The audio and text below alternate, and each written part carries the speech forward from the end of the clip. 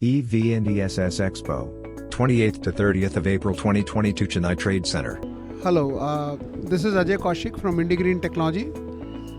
We primarily deal into machines and raw material as a single point solution company pertaining to the solar PV modules, lithium battery and also charging stations. As far as the charging stations are concerned, we do the white labeling and total equipment supplies from our manufacturers in China. And this exhibition is our first exhibition in Chennai. The organizing is good, facilities are good, and we like the compactness of this hall.